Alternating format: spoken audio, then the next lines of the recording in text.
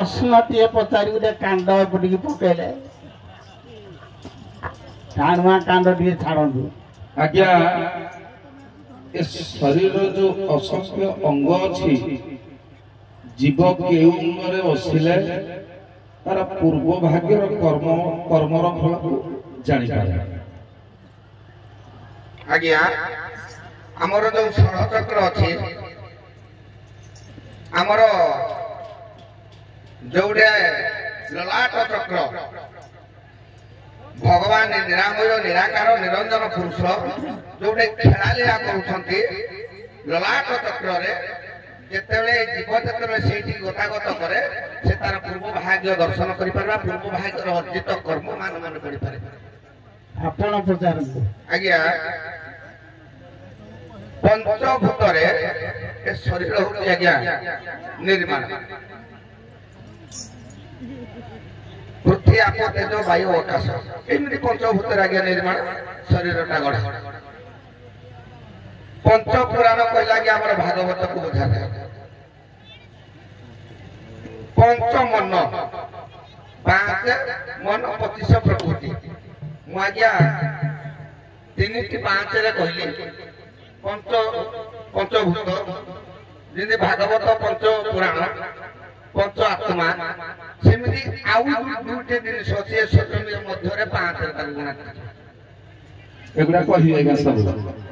भागवत पंच भागवत रे न महापुराण का आज्ञा हो पांच पांच कह शरीर तत्व रे हम शरीर पंच तन्मात्रा आज्ञा पंच तन्मात्रा एवढा गोटी गोटी कहू नांदी रूप रस स्पर्श गंध ये पंच तन्मात्रा आज्ञा शरीर आउ पंचांग सूत्र आज्ञा अछि पंच तन्मात्रा अछि हो हो हैला मु आपण मानकु सहज प्रश्न टे पचारु जी सहज प्रश्न भागवत रो जे पर दारा करी नाही ता पिंड मुक्ति नु होई आज्ञा यार मोटा मोटी अर्थ बुझा को गले ये भगवान नाम आपण भागवंतु हाँ भगवान नामृत जे कर्म रे शुणिनी से मुक्ति आज्ञा हे परिबनी जाना जे पर द्वारा करी नाही तारवा मुक्ति काई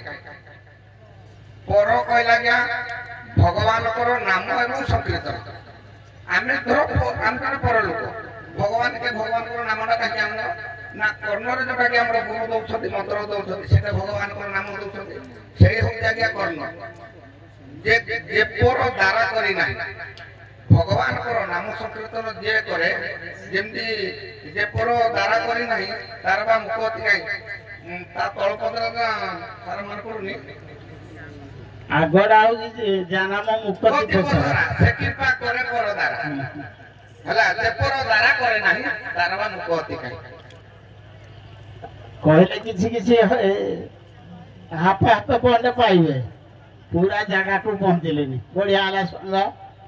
चलंदु विधान चलंदु चलंदु आया हाँ सज्जन मंडली वर्तमान